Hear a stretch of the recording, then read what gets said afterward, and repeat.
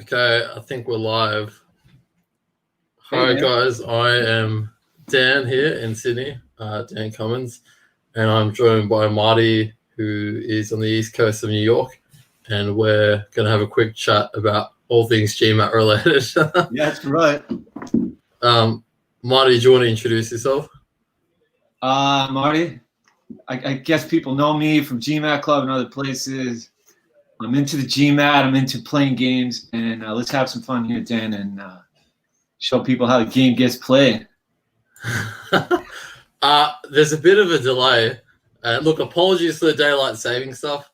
I know I've completely stuffed it up where I'm in Sydney and we're an hour. I think we're an hour behind now. So I'm about 2 hours behind live. Hey, Dan, by the way, you see that clock up there?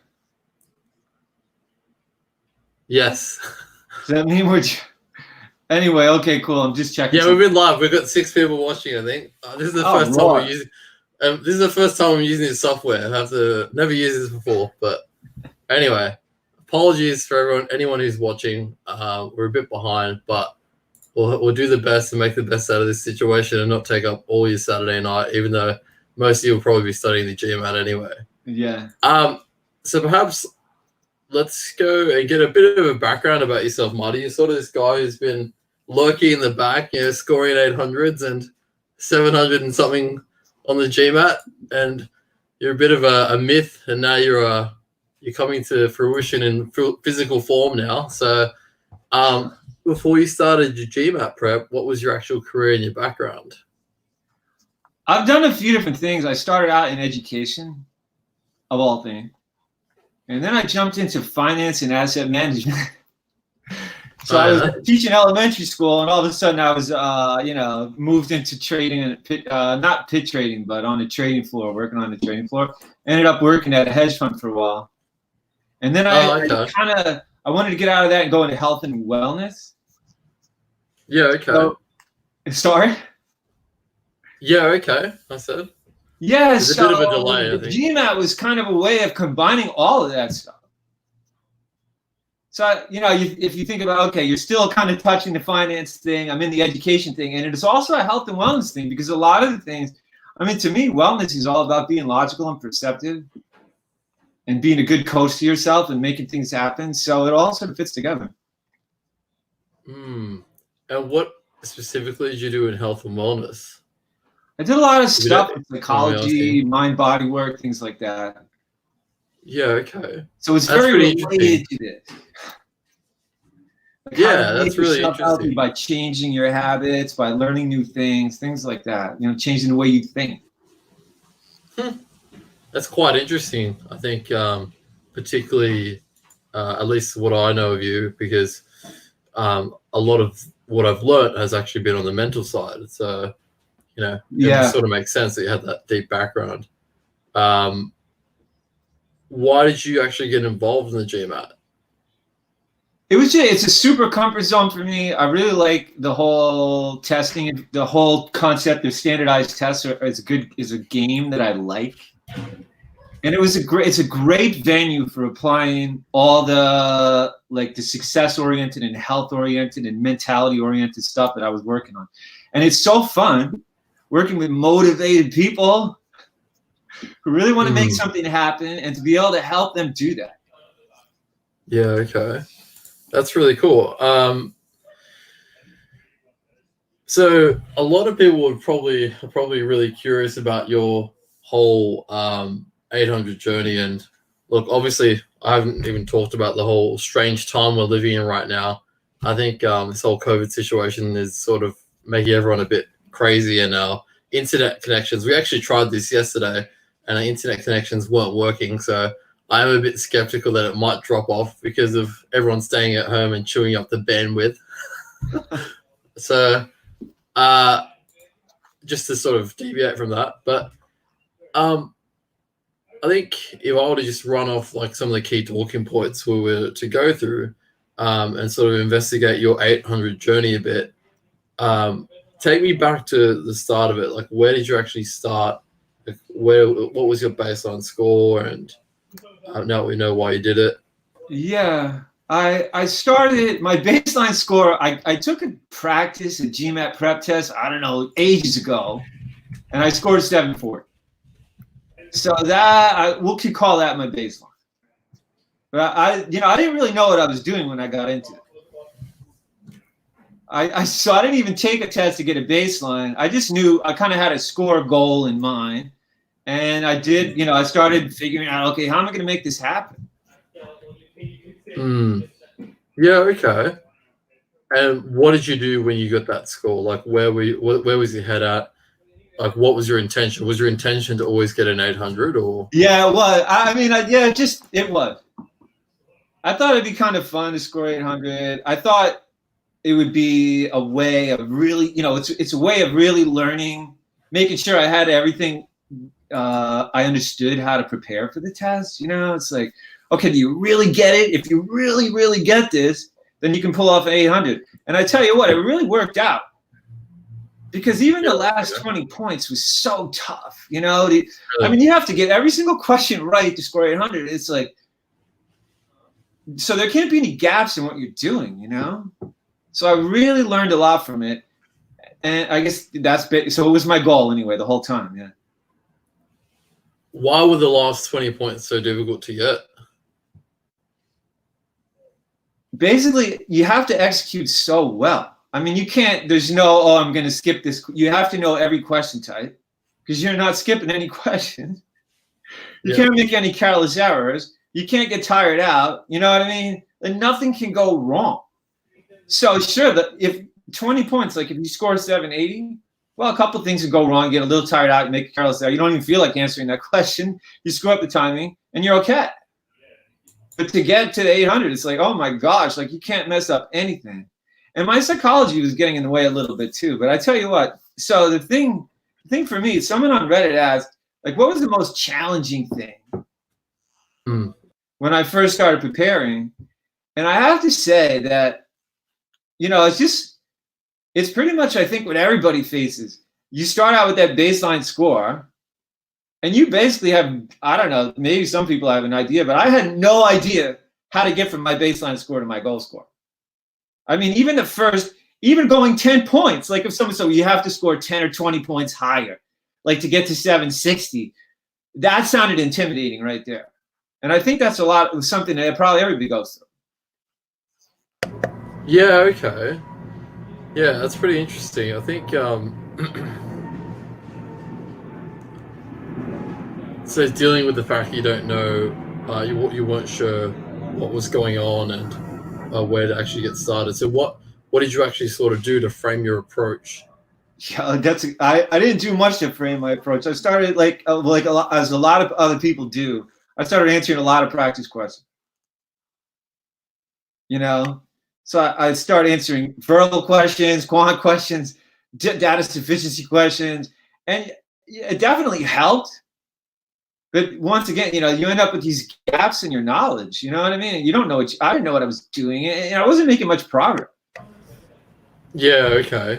That's a very common mistake. I actually had a meeting with someone last night in the UK, and she had a similar approach, but her strengths in verbal, like she had these, underlying strengths in verbal, were sort of coming through fairly early on, and she was getting 40s in verbal, which is pretty high, very high to start off with, but her quant was relatively lower.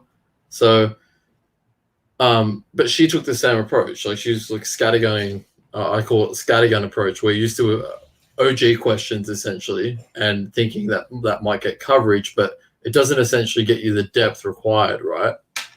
Yeah, it really doesn't. And then so you start trying to figure out, what am I going to do? And at some point, it dawned on me that I should be working on this stuff topic by topic, of all things. So somebody, everybody that says, well, okay, what should I do to prepare for the GMAT? I mean, and it's pretty common. Work on it topic by topic. Yeah. Okay. Yeah. We should talk a lot about that, but, and look, apologies. There's a bit of background noise here. I don't know if you can hear it, but Okay, so I don't know if you've already incorporated this question. But we have gone to Reddit and a few other places for some questions. We've collated them into this whole the talking points that we wanted to get through. So, did you actually have one of the Reddit people asked if you had if you self-studied or had a tutor? It was all self-study. Yeah. Okay. Okay. I did. I mean, I did hit the forums a bunch, and so obviously there's a lot of conversation on there. A lot of people you can learn from. It's pretty inspiring in a lot of ways. But I was definitely on my own, and I didn't know what I was doing. Why did you go down that path of self-study? And at what point in your self-study did you have the 740 is a pretty good starting point. So at what point did you say, like, were you already going into your prep confident? Because a lot of people, right, they start Oh, right. That's a really good question. And you know, I wasn't as confident as you might think. Because basically I don't see, you know, I didn't have a sense of like, oh, I have this talent or something that I'm going to score this high score.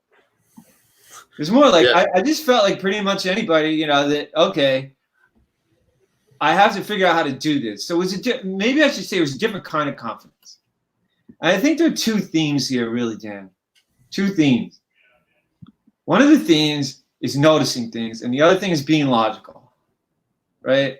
So people ask me about mentality and mindset and like what's really key. What were the key things that got you to your score goal? And I guess one of them was like not like a sort of like oh, I'm naturally going to be able to do this, but more of like a logic thing and saying, look, there has to be a lever I can pull. There has to be something I can do. It's going to get me 10 points, right? So if I like some kind of quant question, I don't know how to answer. And maybe if I can find 3 of those and learn how to answer them, that's going to get me 10 points. Yeah. Right. And then if I can work on my careless errors a little bit, that's going to give me another 10 points. And if I can figure out a couple sentence correction rules or whatever it is, it's going to get me another 10 points. So the confidence came from that. Yeah, 100%. Right. I think the best bit of advice actually later in my prep, when you and I met, I was plateauing at around 650. You remember that? Yeah, exactly. I sure do. And I remember you reached out and like we were chatting a bit, but one thing that stuck out is that you said to me to increase the sophistication of your thinking and the logic. And I think once you get into, especially with topics such as SC, you start to realize it's actually mainly a logic. Like, what is it actually saying? Yeah. And to your point about the levers, I think that's a really good analogy that I applied to my prep. I thought of it as a scientific experiment. You pull a different lever, as you would say to me, and then you invest time into that lever or that tweak and see what the outcome can be. You know, I think that's really, really important on the GMAT, but that inherently dictates a longer prep time. If you're at a 740, then pulling different levers at a 740 might result in incrementally more gains. But if you're all the way down at like a 500 or 400 or whatever it is, and you start to pull those levers, you have to pull many levers to sort of climb your way out of it, I think. Yeah. And I think a key thing too is realizing that you may not know what those levers are. Oh, you probably don't know what they are. Yeah. You know, so a lot of people give up because they stop making progress and they don't think they can do it, or they've tried everything they heard or whatever. But it's really a matter of finding new levers. Yeah, that's right? 100%. Yeah. I mean, I kind of, I ran into the same thing. Like at a certain point, it started plateauing a little bit. So what do I do? So you start, okay, you have to do some analysis, right? And figure out what you're going to do next. Okay, what can I move into? I started doing a lot of like, mind work and things like that to free up my mind. So anyway, that's a whole other topic. But yeah, that was the key. That was the key thing. So if someone said, well, what got you to this score goal? I would say, it was that kind of mentality. That, look, there's going to be a way to make this happen. I just have to find it. And one of the questions we got on Reddit is, well, is he just smart? It's like, what is smart? Smart's a mentality.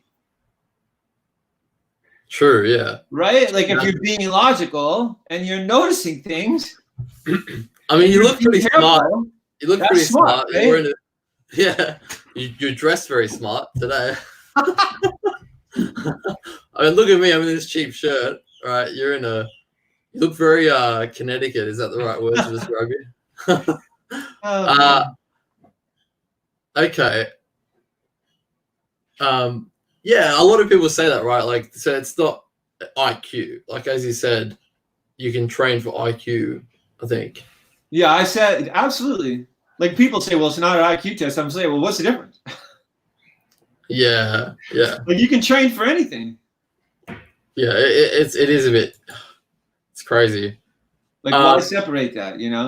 So yeah, that's the thing. So that's the mentality. It's just mentality is what gets you to your score. 100%. Yeah. At least in my case, that was definitely probably the key thing. Especially for people who start out really low, they often get this real kick in the head from into their confidence, right? When they realize that, hey, they've got this huge amount of effort they have to put in, and how much time it's going to take out of their life, out of all facets of their life. So I think you're right, like 100%. And then mentality also works to tweak performance, as you said. So why? Apologies, I am reading off the screen. The camera's up here, and what I have here is on the side. But we have some talking points. So one thing, and Marty, I don't know if we've already covered this, but why didn't you actually go to business school, and why did you get involved in target test prep? Right. I mean, I had already kind of been through that stage of things myself. So I really just took the GMAT to get into the coaching space. That was the plan all along. I didn't go to business school because I kind of worked my way into things in a way that didn't involve it. That's all.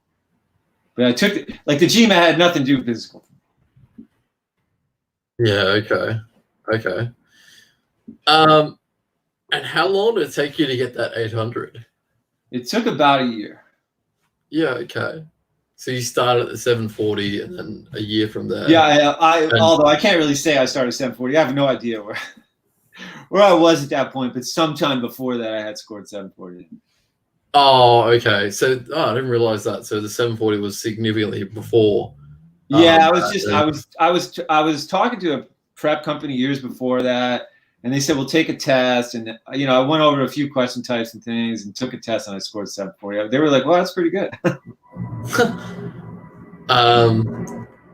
What? Apologies, this is the plane going over.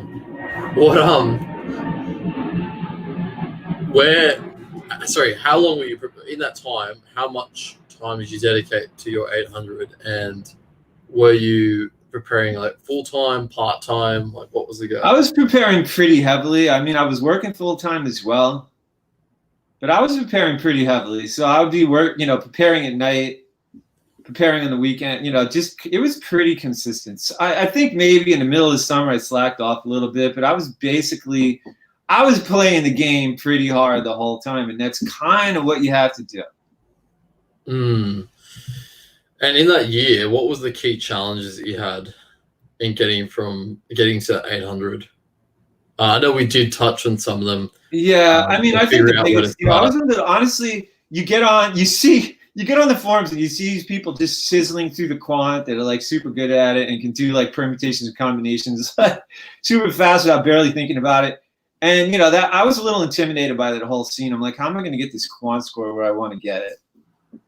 I think that was the biggest challenge for me.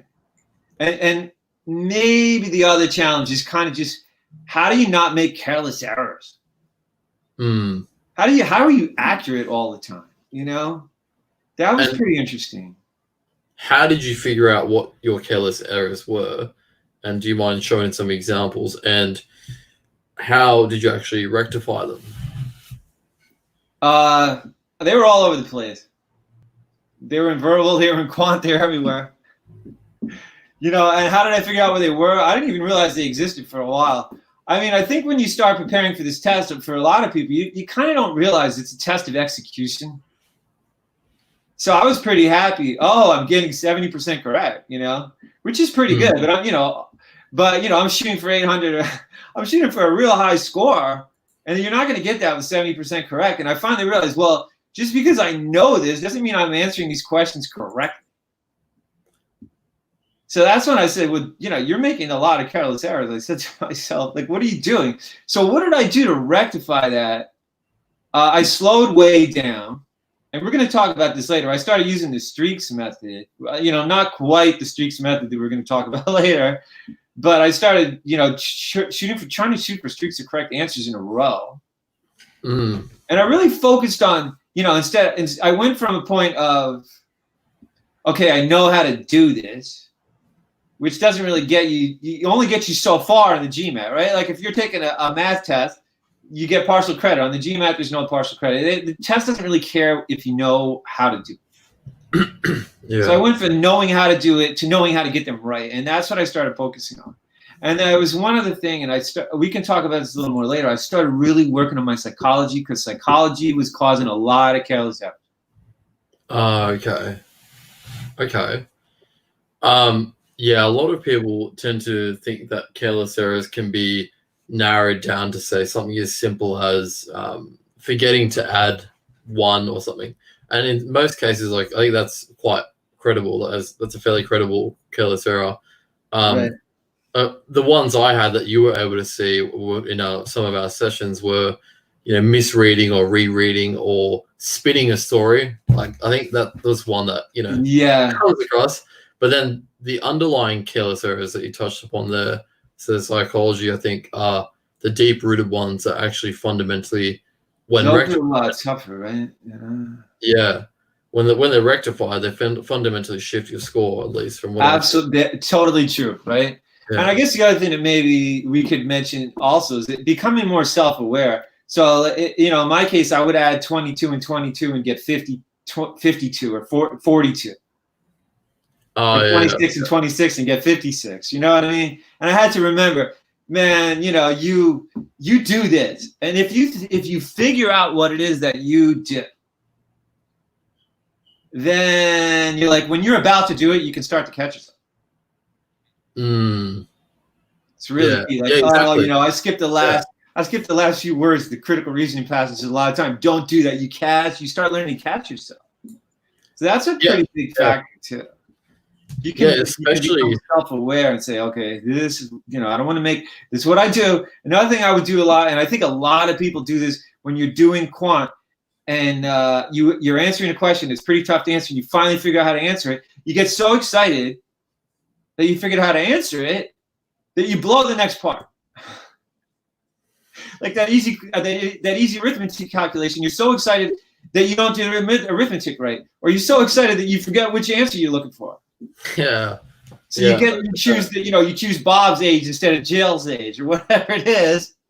Yeah. I'm so excited you figure out how to do it. So that was another thing. And for me in particular, it's like, okay, don't get too excited. I think even when I was getting, you know, 700s in practice tests towards the end, I still would select like completely stupidly on occasion if I was like doing that. Like I was like, oh yeah, I'm on a streak here, and then accidentally click the wrong answer, like as stupid as that sounds. Yeah, I remember you saying that. It's like, you can't believe what I did. So what are the key, just quickly, you know, after a year, like I hit it pretty hard in the 6 months I had, right? And I was going at it for a long time.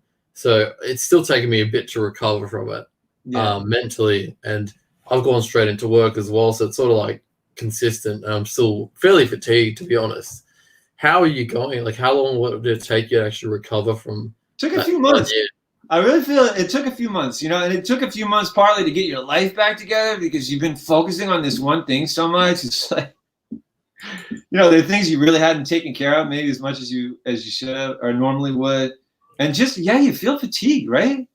Yeah. There's yeah, like 100%. there's something about it, like, oh, I'm still recovering from that GMAT.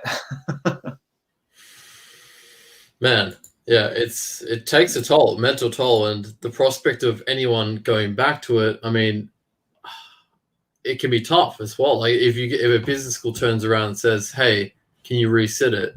I mean, Tough, yeah. It's like, oh my goodness, I got to go back to that. Oh, man. So, what are the key learnings that you offer for people currently going through the process? Right. I guess the first thing is topic by topic practice we already talked about. A lot of this we already talked about, right? The second one is really you have to be logical, and that be logical and just realize that you can hit your score goal if you keep pulling left.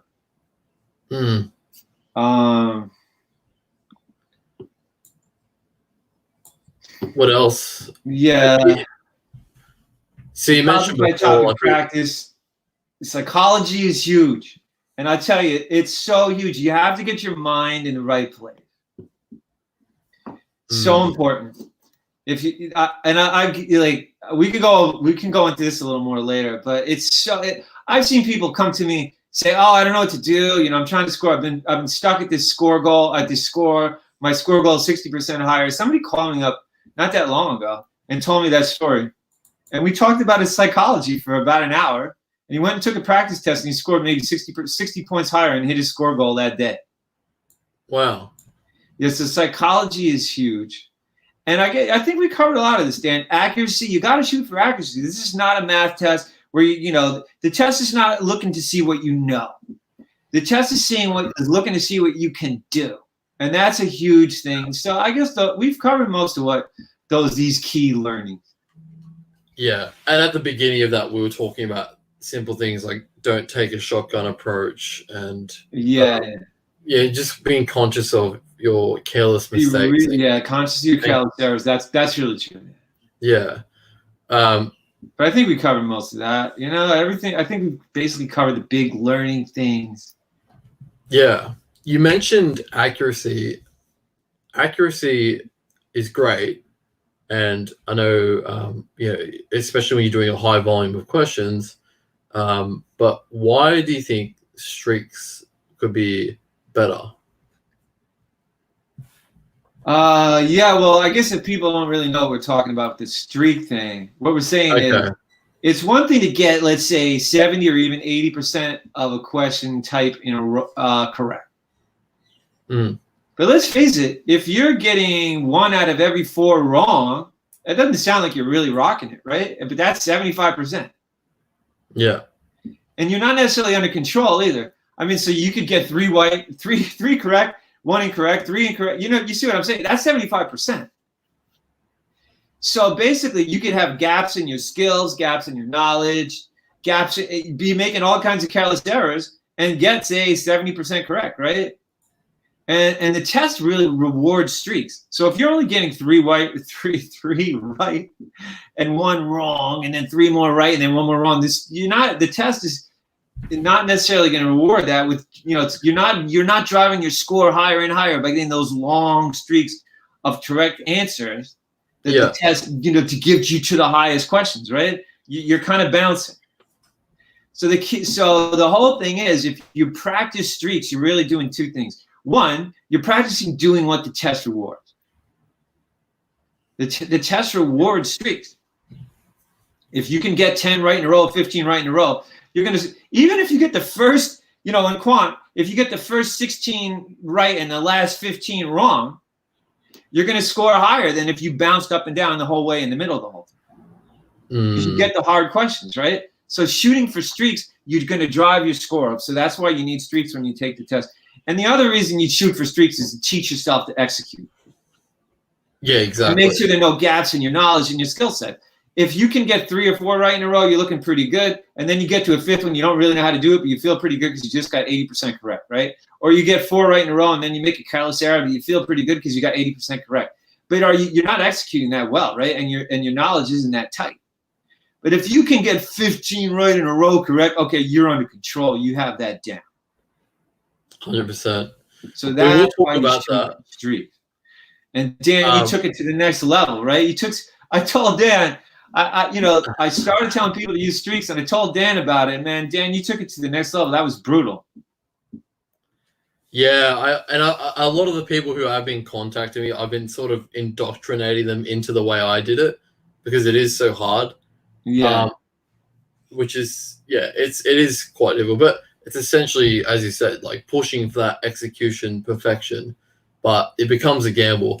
We are getting a heap of questions in the feed. I am going to address them. Okay. I just want to talk about psychology first, because a lot of people ask about this, and I think you're the man for this. So someone from Reddit asked, what was the key to your scoring 800 on the GMAT? As in, was it the way you prepared? I think we sort of covered this. Or are you just smart? What was it? Yeah, I think we basically covered that. But, the other thing is psychology. So when we get to that, we'll get to that. So we talked about like basically the nuts and bolts of it, just topic by topic prep. And having the right mentality was really key. But then there was some psychology stuff I did as well. And we could talk about psychology in general. I think that'd be maybe that would cover a lot of stuff for people. Okay. If you don't mind, if you look on where I am in the doc, in the prompt, I think there are a few things we jotted down, like some key talking points. I think would be great. And we talk about psychology now. I think it would be quite beneficial to a lot of people. Okay, so, cool. Yeah, we did touch on some of these. Apologies. What was your mindset when you were undertaking the GMAT? Basically, that I had a goal in mind. It's all about, and getting to my goal is about the right approach. I don't believe in peak scores, really. I just believe in finding an approach. And I've been into the psychology thing. I got an example that I think it would be pretty interesting for people. I was working with somebody who had been prepping for about a year or maybe more, right?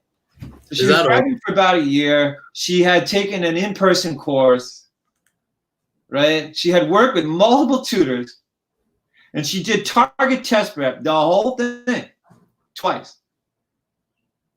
Shit. And she started when she started target test prep, I think she was at maybe 38 or 40. She did the whole thing.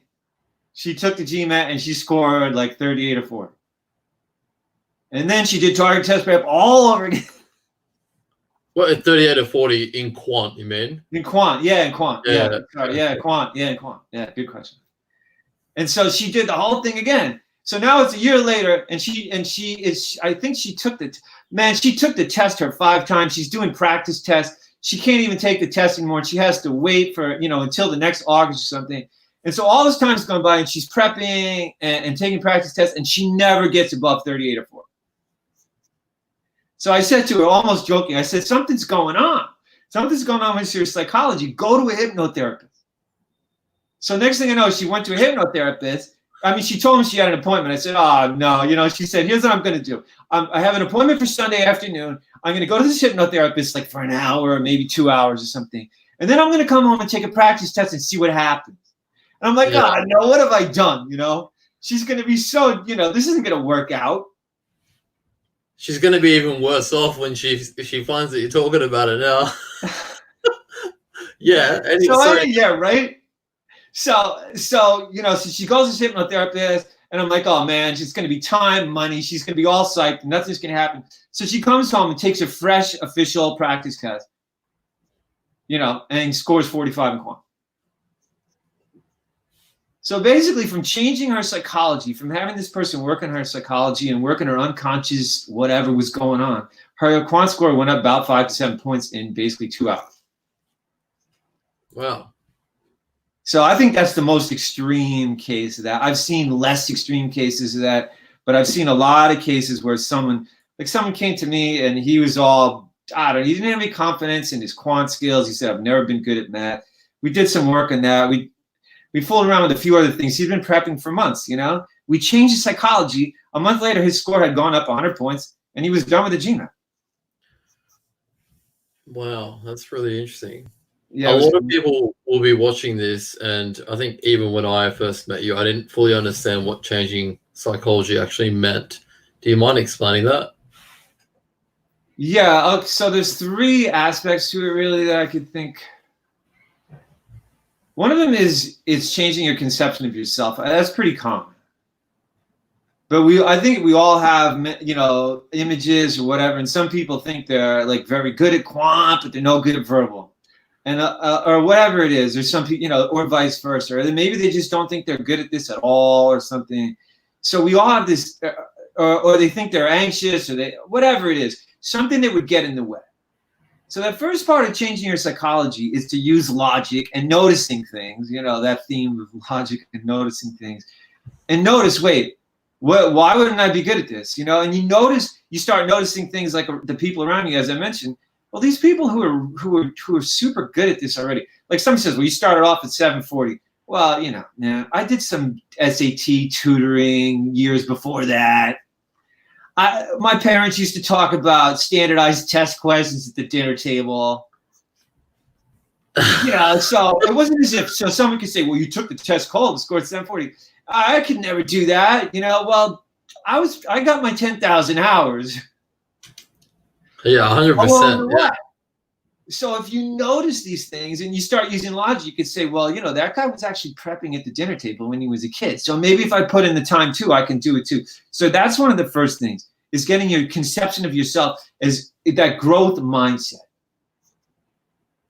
Like, I can develop myself too. And that's huge for a lot of people. I've had somebody come to me and say, well, I'm never going to score above 700 GMAT. I'm just not smart enough. And then he says, like, the smartest thing you ever heard, like 10 minutes later. And I would say, look what you just said. And you tell me you can't score 700 on this test? He actually went to a therapist. Wow. And he ended up breaking 700, and hitting a score goal. But yeah, so that self-conception is the first key part of psychology. I think that was probably my key thing. You know me well, and the psychological barriers I had, and I think a few people watching this might recognize like the journey I went through. So, what were the keys? If you use me as a guinea pig and pluck out some of the key psychological changes I made. If you had a free, well, and I can totally get it, but you definitely had some kind sort of like an image that you almost on some level you felt as if you could score whatever you wanted to score on the test, and on another level you kind of didn't think it was possible. So I kept self-sabotaging. Yeah, right? A lot of self-sabotaging. And I think there was a lot of like inner voices, and maybe you were hearing voices that you heard when you were younger, people telling you, well, you can't do this, you're not going to ever, that type of thing was still in there somewhere.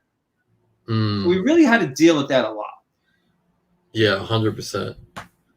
I think. And say, well, why couldn't you do this? Like it's just logic. All the logic stuff we're talking about here, like, well, you can get 10 points higher if you do this, so do that. And if you do this other thing, you get another 10 points. And eventually, man, you're going to score as high as you want. And, Dan, the funny thing is, after you hit 710, I was looking at your ESR with Scott from Target Test Prep, in case anybody doesn't know who Scott is. And we looked at it, and we saw some weak areas. We're like, all Dan has to do is work on XYZ. He'll be at 740 next. Man, in my verbal, I got hamstrung by a reading comp, if you look at it. And that was because I just wasn't focusing on that week. But everything else has really skyrocketed. But who knows? Maybe I'll take it one more time. So those 3 things: unconscious resistance to doing things, and dissolving images. Yeah, you definitely dissolve your image. Like use logic to dissolve your images, right? Like if you don't think, I heard someone told me that a lot of women who, so they get this message that girls aren't that good at math, and then they score way higher on verbal than they do on quant on their baseline test. And they're like, yeah, there you go, right? I'm not good at quant. By the way, their verbal scores are wicked high. So, or whatever, even some with a wicked high verbal score and a pretty high quant score thinks, well, I'm not that good at quant. Look how much they're comparing themselves to themselves. So you can get images all kinds of ways. Like you think, well, I'm good at verbal, but I'm not good at quant. Well, actually, if your verbal score is lower, then maybe you would think you were good at quant. I don't know. So you have to really use logic and go, well, I can learn this like anyone other way, like just like anyone else. 100%. I You think know? just the other thing on unconsciousness and dissolving images, at least for me, the pain I had when I went to the first center, particularly when you build up unrealistic expectations of certain outcomes, resulted in this complete disparity and sort of mental and emotional pain between your actual score and what you thought you were going to score that day, the first time type of thing. Yeah, 100%. And I think I'm this personality that would run at things very hard in life. And when you sort of work towards any sort of goal and you get kicked away or whatever it might be, a lot of people don't realize that, hey, there's certain trauma when you have to go reface that goal again, and that you need to sort of address that. So dissolving images, in my case, the actual practical tools were visualization. And you taught me about that, actually. Soft visualization. Yeah, like imaging, like feeling the resistance, right? Like you visualize an outcome, but then as you're visualizing, so that's a key tool that we could talk about a little bit, is if you visualize an outcome, but it's not like you're forcing this thing to happen by visualizing it. What you're doing is you're feeling how you feel about it. Like in your case, you would start visualizing yourself taking the test and feeling as if you were going to do well, and then you would start feeling as if everything was going to go wrong. Yeah, I would actually get like pains in my chest. Yeah, exactly. I would meditate and then see myself at the test center, and then I would actually get pains and question how to address that. And and that's just it is what it is. Like, but it's really key. You know, it's key to. I mean, that's something anybody can do. I certainly did it. I visualized the test center before I took the test, and you feel that anxiety, but you can learn to manage the anxiety before you take the test by visualizing. So it's really helpful to visualize yourself taking the test, sitting in the test center. You can even visualize things going wrong, like, oh, the pad, you need a new pad and they don't give you a pad, or the pen isn't working, and get yourself used to it through visualization. So that's another psychological technique you can use. Okay. You could visualize your score goal, and it's so interesting when you visualize an outcome, because you start feeling like all the stuff is getting in the way of that. And in your case, you'd be like, well, I don't think I'll ever do that.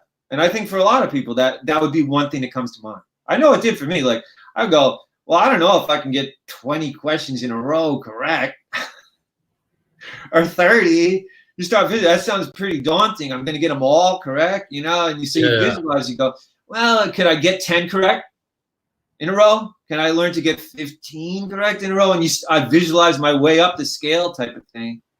Yeah. Yeah, you're right. Yeah, when you first proposed that, I was like, wow, like how can anyone get this many correct? And then you start working on it and you're like, oh, okay, it's actually possible.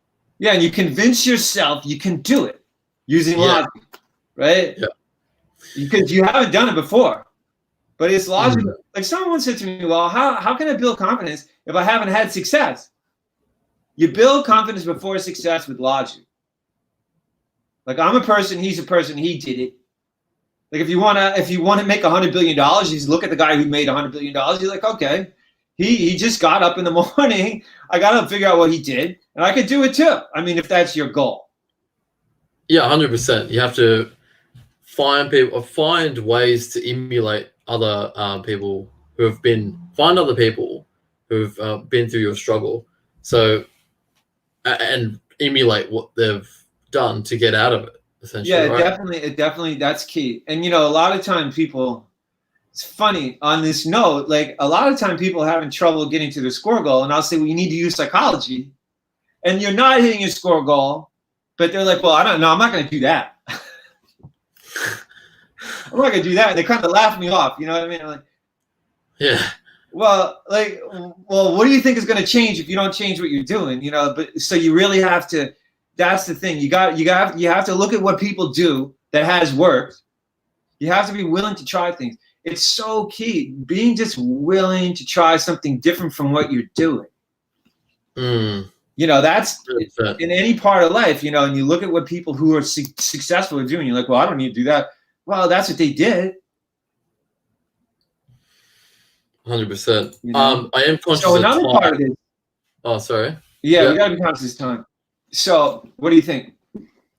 I was going to say, how can other students, I was going to ask you how other students can incorporate these psychological methodologies into their Right. prep. Yeah, I mean, well, one thing you can do is definitely, obviously, you can work on your own self-image and say, like, look, whatever your score goal is, convince yourself you can hit that goal. And no matter how convinced you are that you can, I think that everybody has a little bit of, you're definitely wondering whether you can do it. No matter, you know what I'm saying? Some of you, well, I'm certain I'm going to do it. On some level, you are, on some level, you're not. So that's one thing. I mean, maybe for some people, that's less important. A second one is to see how you react to things. This is huge.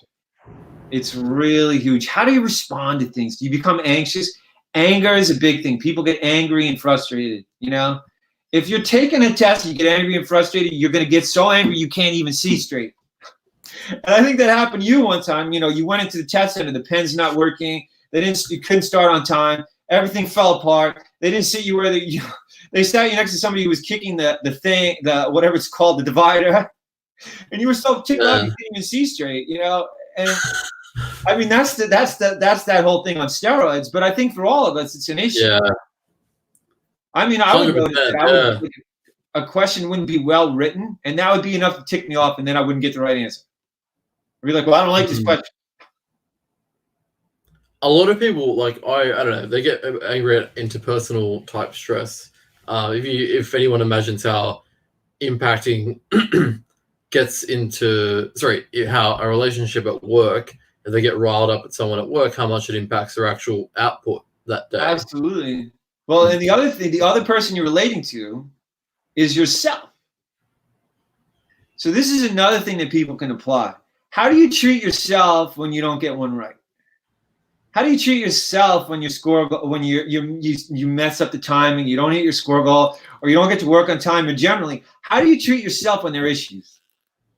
And if you're not nice to yourself, it's not going to work out. And the GMAT has a way of really highlighting these things because if you're not nice to yourself at work, I mean, you can recover for 15 minutes maybe and get back to work, right? But if you're not nice to yourself when you're taking the GMAT and you're having a hard time with a question, the time's going to run out. So, and a lot of people asked about stamina on the test. And one aspect, they say, one thing that tires people out is being hard on yourself. So if you're taking the test and when you miss a question or you're having trouble with something, if you're hard on yourself or you react by getting a little freaked out, but this stuff is going to wear you out. So is it so much about stamina or is it about how you're handling the experience? And if you handle it in one way, you're going to be a lot less tired out by the end of the test than you will be if you're handling it in a different way. If you're calm and you're not getting ticked off and you're not getting frustrated, you're going to feel much, I like the term effortless.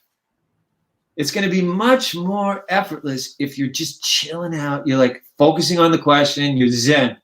If you don't see what to do, you skip that question. You go to the next one. You're not freaking out. There's another 20 questions ahead of you. You can find some to get right. You're just going to see how many you get right. You let the score take care of itself and just see how many answers you can get. So you're treating yourself well. You're being a positive coach to yourself while you're taking the test. So that's another thing you can cultivate, is being a positive coach to yourself. And you can even cultivate that by how you handle the people around you. Am I being a positive coach to my coworkers? Am I being a positive coach to my spouse or my kid or my, Get in that habit. Again, the less you get ticked off in life, the more your energy is just going to keep flowing. You're not going to be tired. You're going to feel good. And this all applies when you're taking the GMAT, and it's a great venue for learning how to do that because it really, really helps. Yeah, you know what? Like when I was studying the GMAT, I was applying all this stuff, and I sort of put the brakes on a lot of the stuff I was doing in the GMAT now that I'm well into this fairly intense consulting gig that I'm working on. And I realize how much stress I am, not to mention the fact that a lot of people are working from home right now. That sort of compounds the stress a bit. But I'm not really applying this conscious decision to, be more positive, resolve any unconscious, cut off the stress before it snowballs, that sort of stuff. And I can notice how much of an effect it's having on me now, compared to how zen I was when I was sort of when I got the 710. So yeah, you had to get that. yeah. You had to be zen. It's like, I was Dan. When you go take the test tomorrow, nothing can phase you. I don't care if that building is burning down. Oh The only thing that matters. Who said that? Was that? I think I said something like that to you. Oh yeah. I remember when I went in there, I held that belief, and like I don't care if someone, takes a dump right next to me or spits on my face or something. Like nothing will phase me tomorrow. Like I'm gonna go in and just get it done. That's what you said. You said to me, just get it done, and I'm like, all right. Yeah, and it works, right? It works. I mean, it was basically, you knew it was going to happen. It was a whole different mentality from the way you had it before. So this is huge, man. Yeah, I'm just thinking like how funny it was. I was just like locked. I was like the Matrix, ready to go. Yeah, it's so cool. I've seen that, and I see it. When people change their psychology, I've seen people. One guy, man, he took the test and he wanted to score in the 700s, and he was scoring in the 600s. And he go, man, we worked on his inner child for like an hour or two. And it had sort of the same, like, it was just a huge change. And he took, the 16-day thing. He signed up for the test 16 days later. He took it again. And he went from like 660 to 750 in that period of time. And once again, it was from changing his mentality. And I was like, well, how would you treat a child if a child was distracting you during the test? And he said, well, I don't know. I guess I'd whack him. And I'm like, well, what if that's you? What if that's your own inner child? You see what I'm saying? And so sure enough, he goes and takes the test, and we worked on this, man. It was like, okay, scenario after scenario. Okay, here's what you do with your inner child does this. Here's what you do if your inner child did that, And it was shocking. He was shocked. And that's the cool thing about changing the psychology is the results can be pretty shocking. You're like, oh my gosh, I never thought I was going to do this. And all of a sudden it became easy. Yeah, it's really interesting, I think. And another thing people do is like, if you're not confident, and this is a key thing, if you're not as confident as you might be, and you're like, well, why am I making all these careless errors? Did you ever think that you might be sabotaging yourself because you're so afraid that you're not going to hit your goal, that you might as well make careless errors, because then you can at least say, well, I made a lot of careless errors where I would have hit my goal.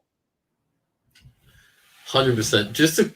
I'll quickly, I think we should probably go on to the other stuff, but I'll just quickly say that the quickest thing I noticed as well that's most relatable to all this, and the whole self-sabotage and the consciousness and whatnot, a lot of people do let the outcome of the previous question they answered affect the next question. So that's a very common thing. So if I'm in a test, or even if I'm doing a practice question set, and I know I got one wrong, I know I can't even solve it, so I had to guess, or I just consciously know I've got it wrong. I felt like I did crap in the verbal section, and I'm about to go into quant section. Yeah. People carry this like level of underperforming in with them, and they know that straight away they're not going to do well, consciously or unconsciously. Whereas it's very easily said that, it's easy to say that I'm going to go in and get things done, but to actually believe it is another thing. Yeah, well, it's also habit. It's also habit too. It's getting in the habit of saying whatever about that last question. Like you're on the next question. This is see the next question is an opportunity. Yeah. Or the next section or whatever it is. It becomes a habit, right? So it's like, I'm going to get it done, but you have to develop these habits to get it done. How do you respond? So a huge habit in life and on the GMAT is saying, how do I respond to things? And that can take your score, like basically in your case, changing how you respond is a lot of what got you that last 60 points, Yeah, and for me personally, like just some simple things that other people can probably do. I wrote down how I was feeling that day before the day started. I wrote down 3 things I was grateful for and 3 things that I wanted to achieve that day. So reinforced a sense of happiness, whether conscious or unconscious. Yeah, cool. Let's, if you don't mind, let's go. Move on. So, why do you think starting at like lower scores, so 430 in my case, a lot of people start at really low scores, is hard, and why do you think it's so difficult to make such big leaps? Yeah, I think part of it, there are a couple of reasons. One of them is there's a myth out there that it's not doable. So literally people will tell you, well, your score isn't going up much more than 200 points. But if you're logical about that, you realize, well, if I just keep going, like someone asked me the other day, well, what can I expect to score? I'm like, well, you just expect to score whatever you score when you stop. But yeah, so that's one thing that makes it hard. Another is, I think when you see that original score, I mean, it kind of beats you up a little bit, right? Like, I mean, for the same reason. But you feel psychologically pegged to that, right? So now you have to climb out of that hole, sort of a psychological hole. I mean, this is all related stuff. It's conception of how things work. Yeah. And you can't really look at also. You can't, like, someone could say, well, most people, their scores don't go up more than 200 points, or most people's scores don't go up more. Well, they stop, man. That's why they don't. I had somebody work with me. He started 680. He got to 710. He's like, well, he scored 710 twice in a row and he quit. So his score went up 30 points. Does that count? Your score keeps going up as long as you keep finding levers to pull. 100%. Yeah. Do you want to talk about streaks, or do you think we've covered it? I think we covered that. Yeah, I think we got that. I think so. Verbal. A lot of people asking about verbal. Some overall tips for preparing verbal. Yeah, I think the thing to realize with verbal, there are really two key sides to preparing for verbal. One of them is, yeah, you need to learn the concepts. It really helps to be prepared by knowing the question types and basically how to address them and all that, right? But honestly, so that's huge. You definitely want to do that. But then there's another aspect that you can't really read in a book. You have to train to see what there is to say. And it takes a lot of work, and people don't realize it. Like if you're doing quant and you don't know how to do combinations questions, and someone shows you how to do combinations questions, you go from 0 to 60 in a second, right?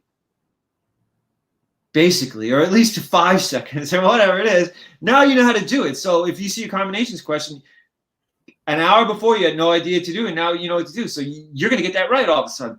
Verbal's not like that.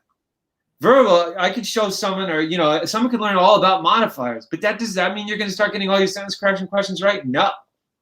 Now you have to train to see those modifiers, and it takes a lot of careful practice, a lot of untimed practice. You're not going to learn to do this in 2 minutes per question.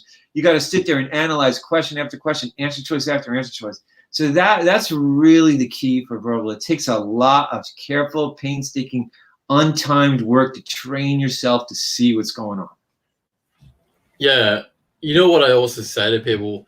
Once you learn verbal, at least in my case, working with people, like I'm not studying the GMAT right now, but I do help a few people. And once I've learned it, I found that I don't really forget it. Like I still know how to address everything. Because it's a weird one. I don't know. Unlike quant, I find quant tends to dull off a bit if you don't use it. Quant is a little more about the concepts, and verbal is a little more. A lot of time I tell people, if you want to score higher in verbal, you're going to have to change yourself.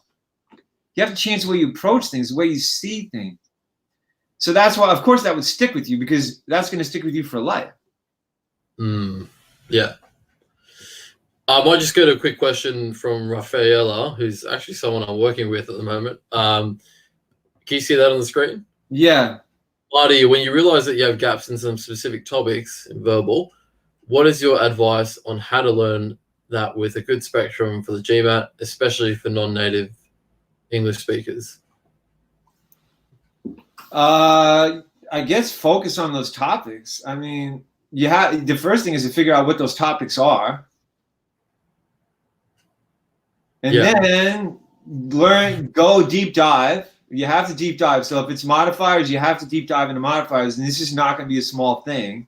You really have to learn all the different concepts from some resource, even at this point, a lot of it comes down to, but we got the TTP verbal coming out.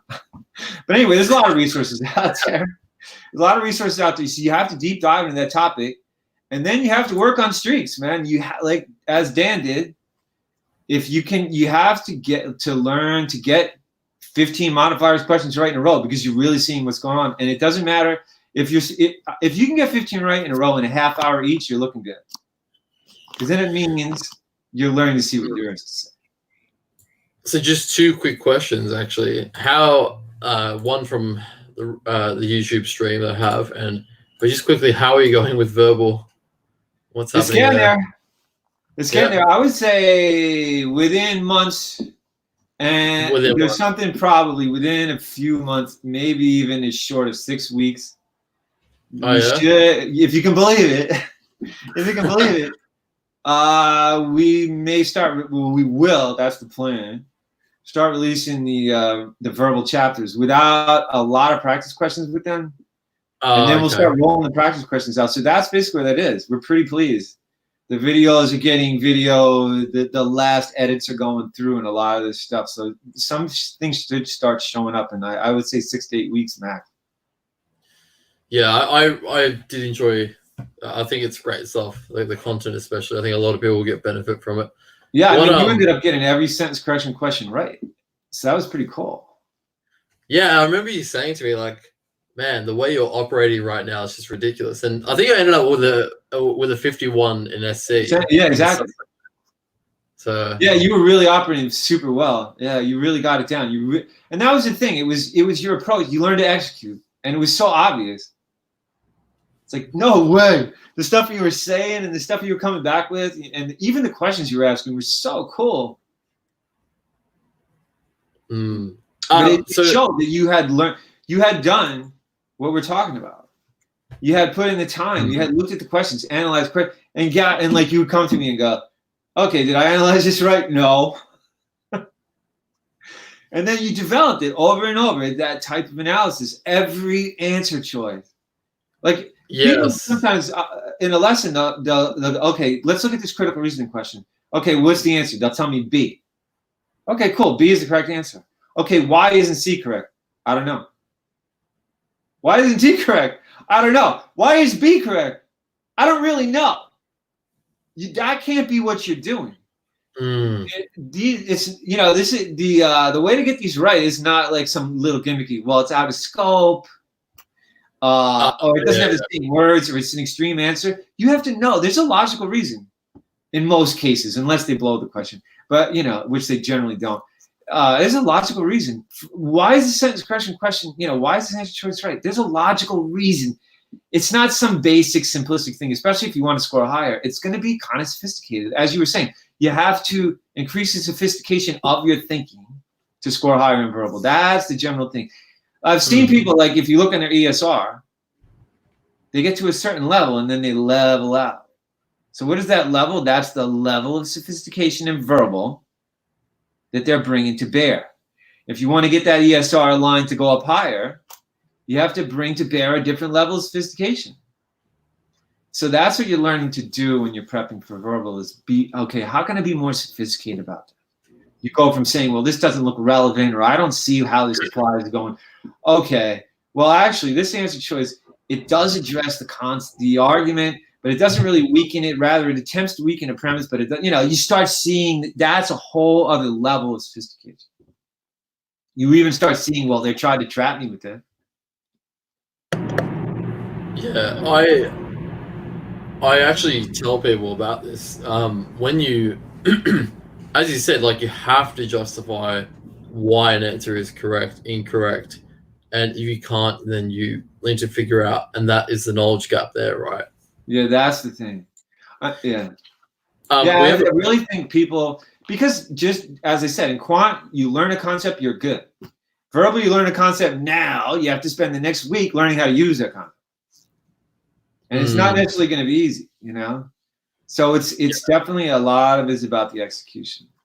I think that's why the quant drop-off is quicker. Because for me, like, if I were to go do combinations questions right now, like, man, I'd probably need a bit of help.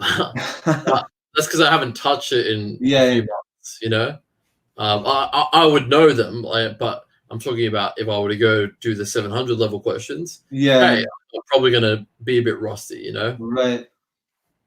And that's why they have target test prep, right? Yeah, right. Okay, we have a question from John Eric, because that's, wrong one. What are some that's sort of related to verbal? What are some of the strategies for SC? How do they change for native and non-native English speakers? I don't think they really. I think it's the same for everybody. And some of the people I've seen score the highest on verbal were non-native speakers, just so you people know. Because it's this, is there a strategy? I mean, to me, the strategy in SC is you have to use your working memory, read the sentence, as it from beginning to end. And you have to remember what you read and kind of fit, like, okay, I read a noun. Is there a verb for this noun? But you don't want to cut and paste, your way through the sentence. Okay, you look for a noun, look for a verb, because now you're missing the overall thing. So you have to work very holistically. So it doesn't change. So anyway, I guess there's your strategy in SC. You're working holistically through the sentences, looking to see what's going on. Once again, what do you notice? And you're using your working memory so when you read something at the beginning of the sentence, you still have it in mind when you get to the end of the sentence. And does the beginning match the end? And that's your basic strategy for everybody, whether you're a non-native speaker or a native speaker. And clearly, what's your prep strategy? You learn the concepts. You learn how the modifiers work. You get used to all the different tenses and things like that. Sure, you want to get that down. You want to get all the concepts down, and then you want to practice applying those concepts. That's your overall strategy. While we're on the topic of verbal, and before we go into other questions, I think we had a question from Zachus of Reddit. Our goal, so for target test prep verbal, what is target test prep verbal going to be sufficient? Oh yeah, he was asking about the questions. Because a lot of people say, well, you got to use official questions or whatever. Man, the verbal questions for target test prep, they better be sufficient. I had some of those questions. I mean, I've literally spent like a whole night working on one question, and then Scott will come along and read it, and then we send it to Jeff. I mean, one question, and then we beta test it with people who are working with us or whatever. Okay, what do you think of this question? And then we make a video and we go back and go, man, I don't know about answer choice B. So we're putting so much time into these questions, and I'm not saying we put that much time in every question, but our goal was to make super, super cool questions. So yeah, I hope there are enough of them. When we start out the first phase, we're gonna end up with a few, maybe 500 questions plus ones in the chapter. So close to 1,000 verbal questions. The practice test will only have about 500, which is a lot less than we have in quant so far. So the one thing, is that going to be enough? We'll see. But the questions themselves are definitely sufficient. Definitely sufficient. I've had the cool thing is I'll work with a student and we'll start using OG questions, and the students sometimes will say, "Man, can we use your questions instead?" So that tells me we got it right. Yeah. I use the questions, and like they were really helpful. I at least feel like I've contributed a bit. I remember giving some feedback on the content and this and that. Yeah, right. Yeah. And what's the feedback you've received? Well, I guess I sort of covered that a bit, the feedback you received so far. Yeah, it's been pretty good, man. Yeah, been good. Okay. I think I'll go into questions 100% now because we've talked a lot now. So Lawrence asks, what was your longest streak during your prep? A funny thing, I really don't know. I can tell you the longest streak I know of from somebody who scored 760 got 96 critical reasoning questions right in a row. And I was feeding him the hardest ones I could write. Wow. And so that's the longest streak I know. I don't really know what my longest streak is. I wasn't that, I was just kind of getting into the streaks thing in my prep. And I actually got a lot more into it as I was watching other people prep. What was his overall GMAT score? The one that got the 96, 760. Ended up getting 760. Oh, sorry. Missed that. Yep. overall verbal CR overall, he got that massive streak. Because that massive streak, only CR. Yeah, and I was feeding him. Those monster, some of the monster questions from the court. Yeah.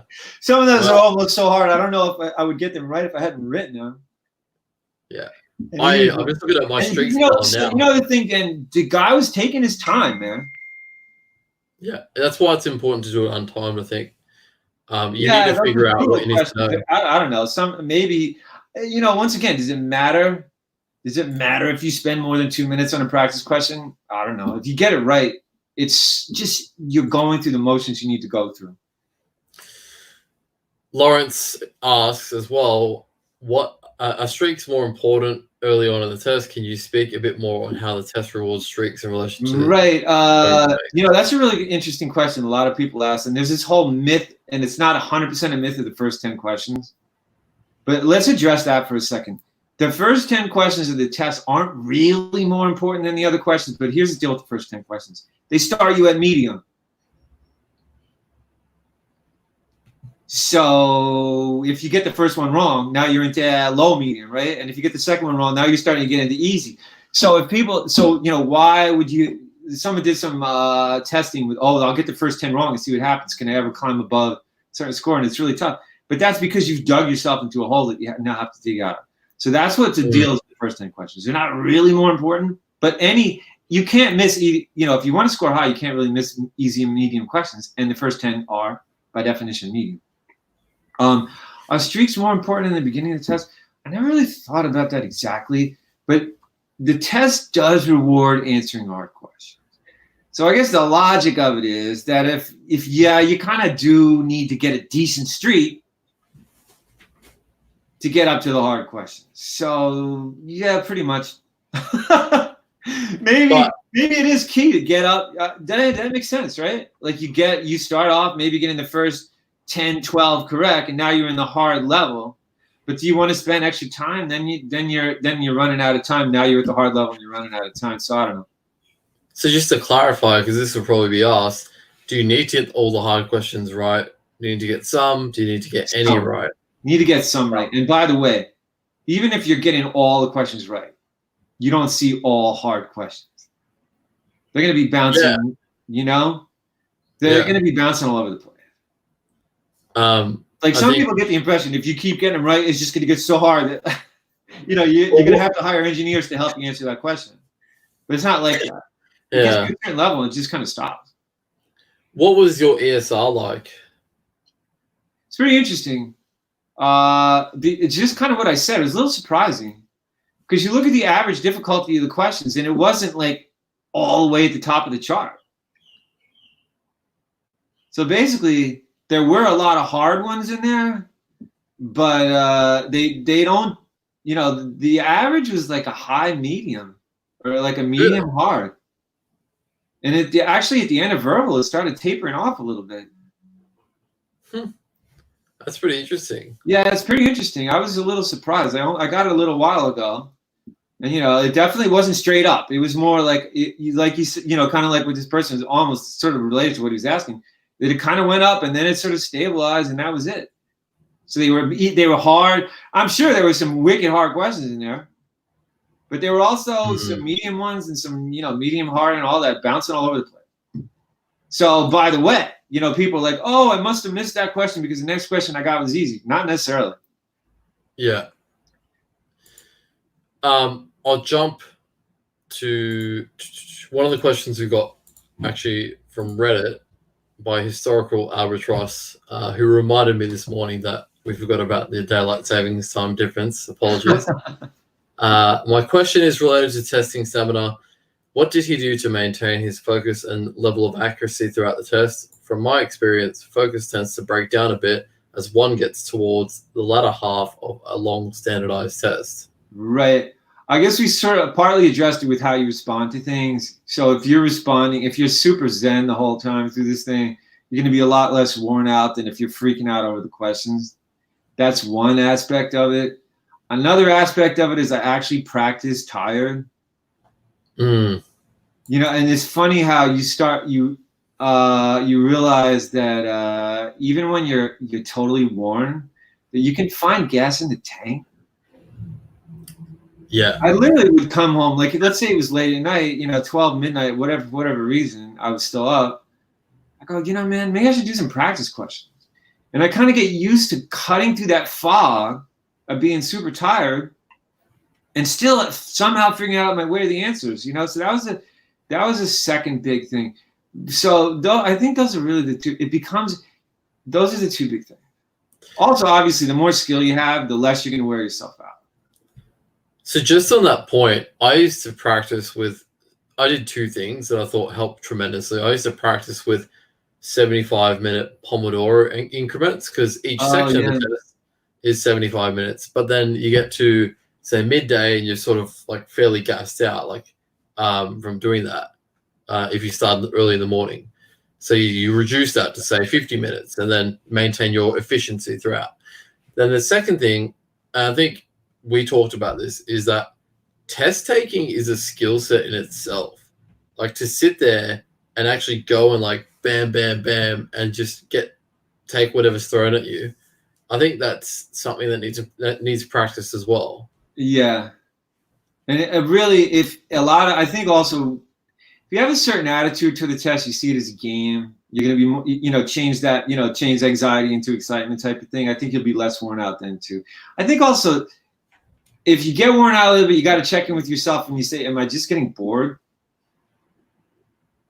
I've had people that literally get bored. Like, they're so bored of the test. I'm like, well, why? You could tell in their ESR or their practice test questions, they just got bored. Yeah. My mind, I don't know why, I'd be doing a practice test and my mind would just wander and I'd start like daydreaming. Like when I was doing the practice test, when I was at the test center, on a couple of times that was happening, I was like, get back to it. Like, I don't know why. Like I was fully focused and then for some reason I would just start seeing to think, like my mind would just pause and then see if there was anything I could attach it to outside of that wasn't related to the test. Just so I could escape this pain, Mm-hmm. Yeah, so I don't know. You just focus because you want to put as many points on the board as possible. So the thing's going to be over in a couple hours. So just put as many points on the board as possible in those 2 hours. It'll be done. Then you can stop. That's another key thing, right? Like, okay. Yeah. These 2 hours are going to be up. Just maintain that focus. It's mentality. You feel yourself going out of focus, just say, no, it's only going to be another 15 minutes. I can focus for 15 more minutes. That's key to all of the above. Question I'm going to be jumping back from YouTube and Reddit comments that we've had. Eduardo asks, hi, Marty and Dan, enjoying the stream. My question has to do with timing and how to get around a hectic schedule. I currently work at an average about 12 hours a day and have a hard time fitting studying into my schedule during the week. I've cut down on the other activities that I can, reduce the physical activities I do during the week by half. Do you have any recommendations? That's a tough one, man. I used to study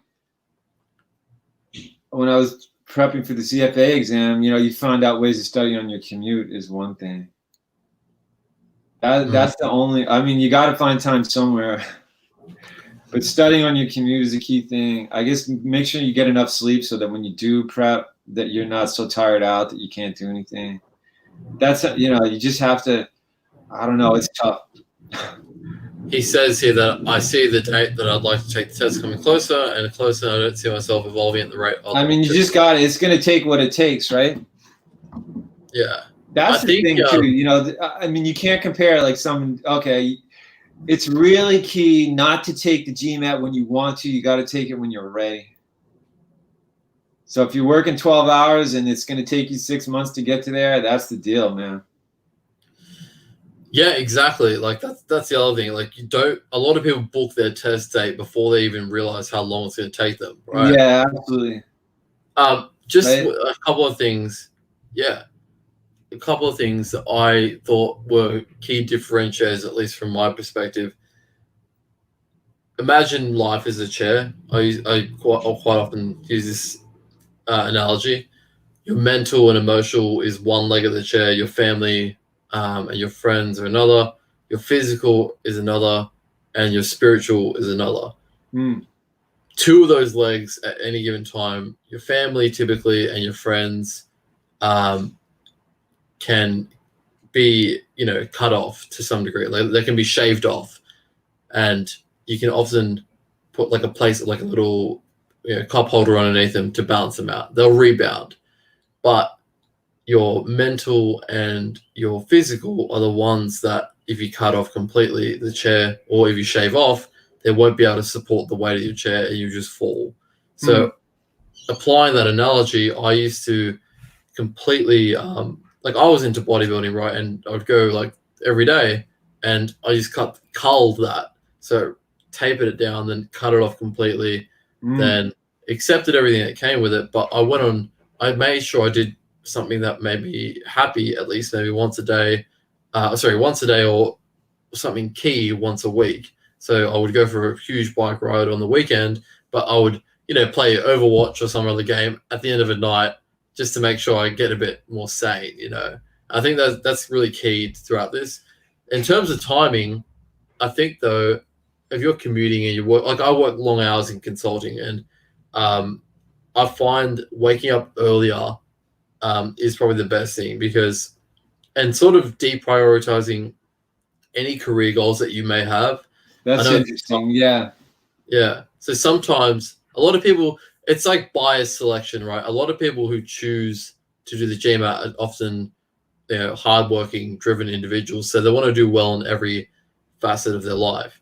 So, but I don't think it's possible to keep goals in your career, like get a huge promotion, if there's a huge gap that you need to cover to get that promotion, for example, whilst you have to do this huge runway to your GMAT, because it just consumes a lot of your personal time.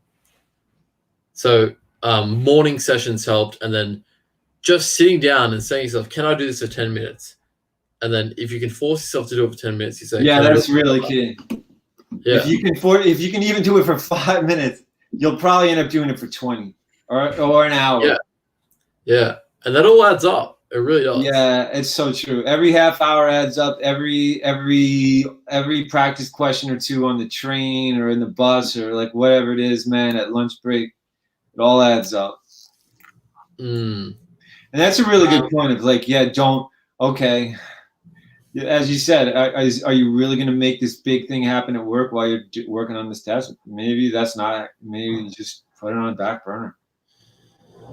Yeah. So, and just to Eduardo's point, he says here in the comments that he finishes weekends. Actually, he's doing weekends or what he's studying right now. So it feels like he has a bit too little. He finishes work around 9, and he has to work weeks where he finishes around midnight every day. Some people, I mean, if it gets to that extent where you absolutely have no time, some people do take leave. They go part-time. If they maintain their jobs, like don't quit your job, but like if you can renegotiate somehow to go part, I don't know. It's just a consideration, right? Thinking out loud. Okay. Let's go on to another question from Reddit. Sushi. You can see that one, yeah?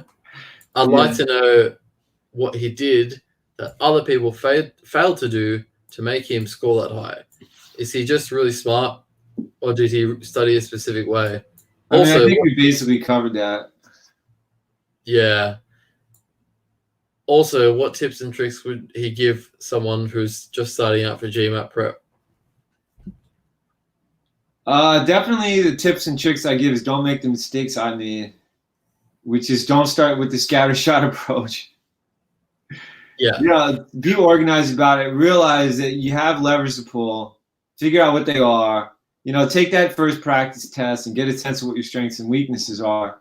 And then just work topic by topic, point by point. That's how you're going to get your score to go up as efficiently as possible. And I guess the other tip is realize you can get it done. Whatever your goal is, start off with the mentality you can make it happen. 100%. Briefcase Magic asks, what are some unconventional techniques he uses and or teaches students when studying for the GMAT? I mean, some of that psychology stuff is one thing. And one other thing I do a lot of is, for everything that we haven't really addressed, is go into my unconscious mind, figure out what I'm doing to block myself. And I teach other people to do that too. So what are you doing to block yourself? Like here, one example is just a guy who he liked his job. So he was blocking himself from hitting his score goal because he didn't really want to get out of his comfort zone. So he kept taking the test and scoring the same score over and over again. So we investigated that. So why are you blocking yourself from hitting your score goal? And I think that we all block ourselves at least a little bit. So that's a huge thing you can do. I mean, it's pretty detailed to go into it now, but it's really, I've seen a lot of crazy results from people figuring out, well, why am I blocking myself? Some people make careless errors to entertain themselves. Other people, I work with someone who was just, she said she was basically socially comfortable being the dumb one. So she wasn't learning quant very quickly, I can tell you, you know what I mean? And then we talked about that for 20 minutes, and all of a sudden she learned it, everything changed. Wow. Because she figured out, well, why am I blocking myself? So that another person, she was worried she was going to be intimidated when she went to business school. So she wasn't hitting her score goal and ended up, we figured that out.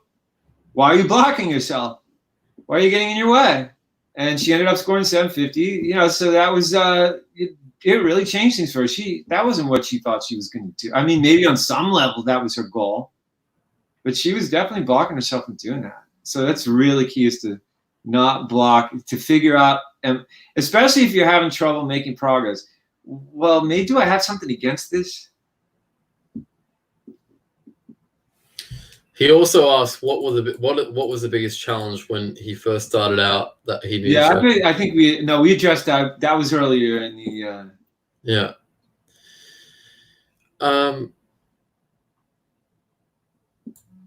So there's another comment here from Briefcast Magic. I'm also interested in what he suggests for people who struggle with verbal. He says he scored a 29 as a native English speaker. How to better engage in learning that side of the test, especially when for most test takers that side is less intuitive. Right, and I think the answer to that question is basically what we were talking about. You have to really realize that a lot of it is about training yourself to see what's going on and execute. It's all about training yourself to be super logical and to notice. What do you need to notice? What do you need to see? So it's not, as you said, it's not intuitive, and it's kind of what we were talking about before. It's not going to work like quant, where you learn a concept and all of a sudden your score goes up 10 points or whatever, goes up, you see what I'm saying. You have to really do the work. You have to analyze a lot of questions. Some people send me, like, they answer questions and they'll write a little paragraph for every choice. What do you think of this? And you're really doing some very careful analysis. And if you do that, I'm telling you, your score will learn to do it. Go and see people on the forums who are super good at answering, coming up, and I'm not talking about these little, it's not going to be basic stuff. Like the people that are doing the nice, sophisticated work, and get inspired by that and see what you really need to see. You have to develop an understanding of what it is you need to see to get these right. And you have to learn to apply it. Yeah, I think that analysis of literally each answer choice, it's not a quantity of questions game. It's really the quality, like especially in verbal, like at least for me. Yeah, really important. And if you can see what's going on, people worry about timing. Well, if I'm doing untimed practice, if you see what's going on, you'll burn through those questions. Yeah, I get that questions. A lot of people ask me that. They say, "Oh, why do you say untimed?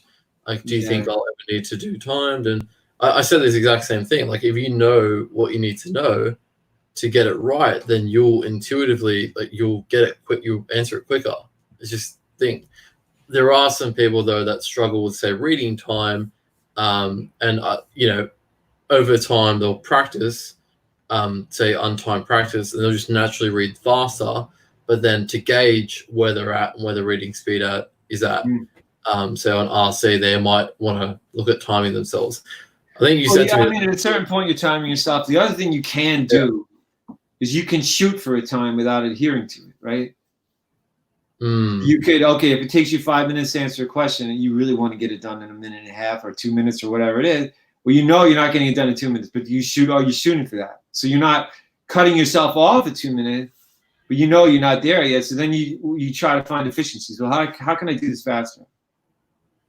100%. I'm telling you, if you see what's going on, you're going to go faster because you're not going to be circling through answer choices.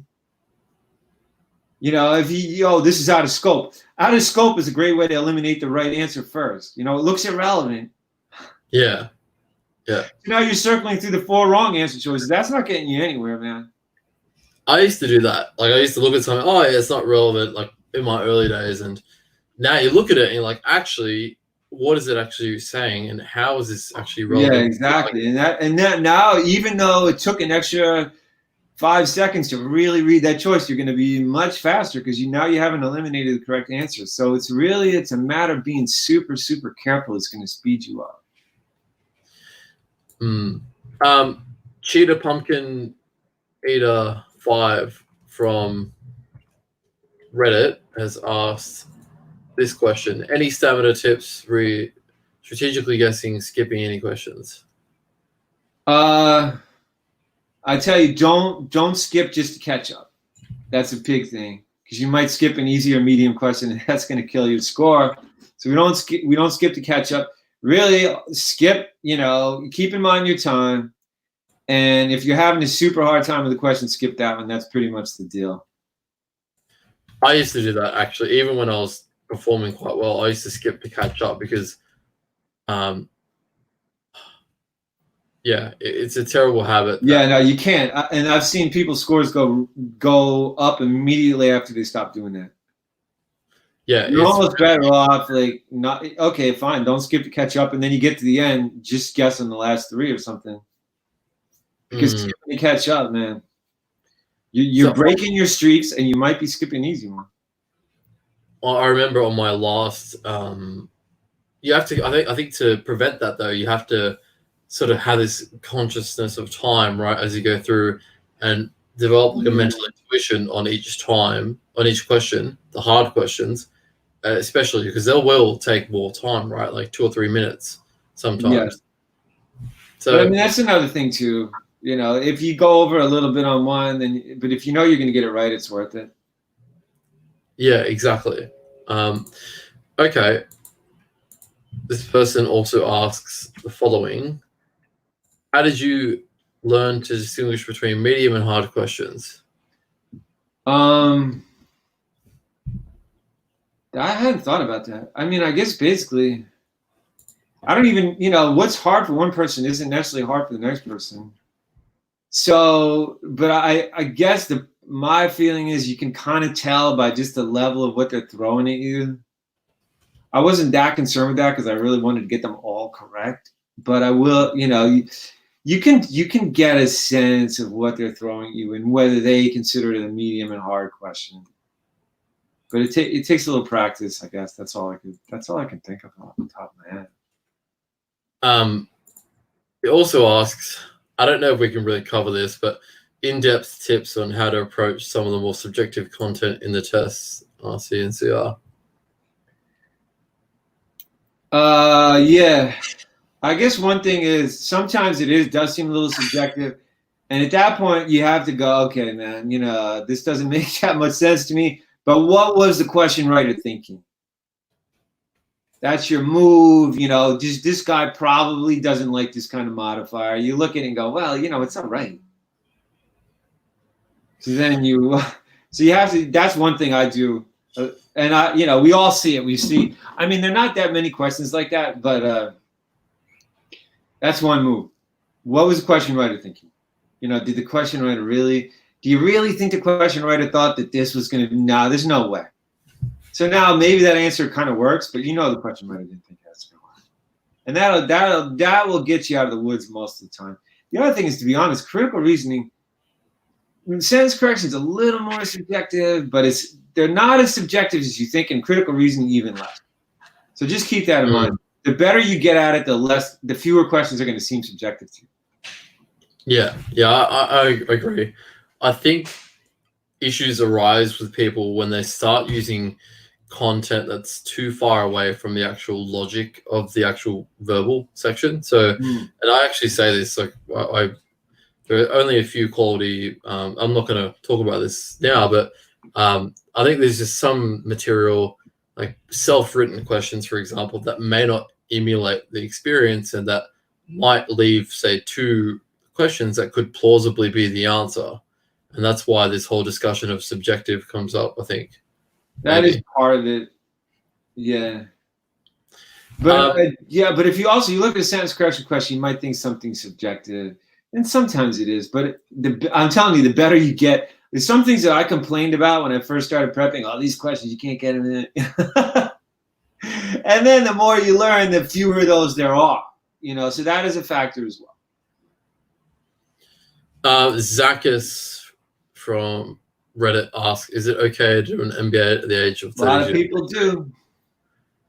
Depends what your goals are, where you are, all that stuff.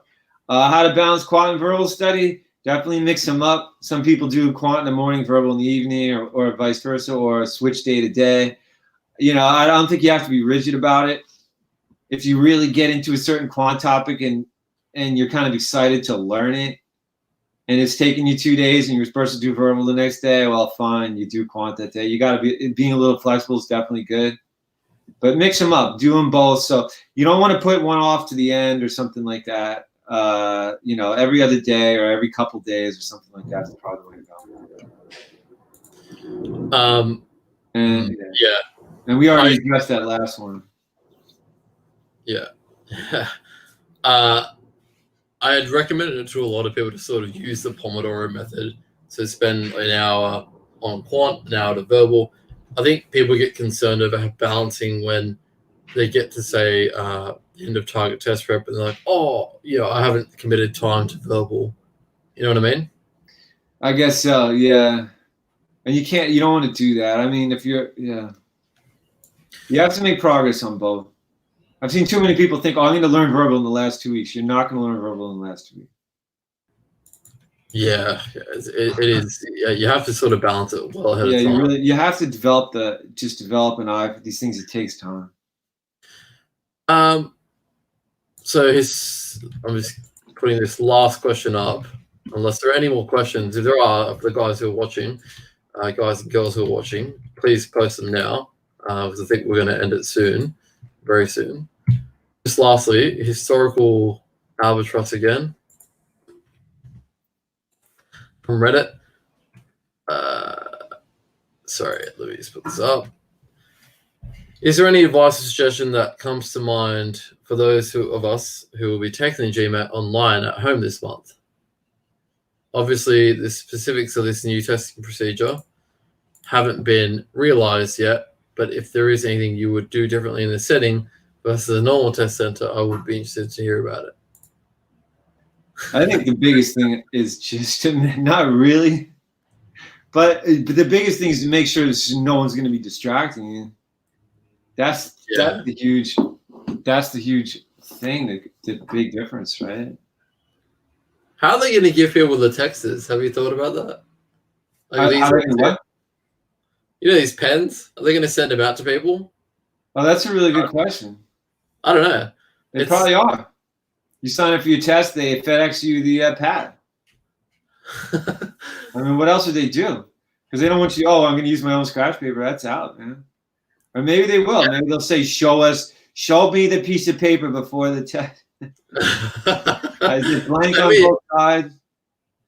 Yeah, I don't know. It's interesting. It's really interesting. I mean, you can look up the GRE because they already have this in place for the GRE. They have all the specifics and all that kind of stuff and how the monitor is going to be able to have to see 360 degrees around the room and all this stuff. So maybe some of the answers to some of these questions are on the GRE site. Okay. I think that's about it. Let me just triple check just in case anything's emerged. Otherwise, I think we'll probably end the stream there. But I really appreciate your time, Marty. I wanted to do this session with you because I think you're one of these guys that's been around, but not a lot of people know you, and it's good to put a face behind it as opposed to doing some sort of text QA sort of discussion. They get to know your personality a bit more as well. So thank you very much for your time. I'm sure if you hit up Marty, I'm sure if you hit up Marty, he'll be able to answer any questions you have. Everyone's looking forward to Verbal coming out. Yeah, so I think we might end there. My name's Dan. Marty, do you have any last words? I guess that's it. Just have fun out there, y'all. Make it happen for yourself. Okay, perfect. All right. Thank you very much. I'll see you guys later. It's been a blast. Good to see you.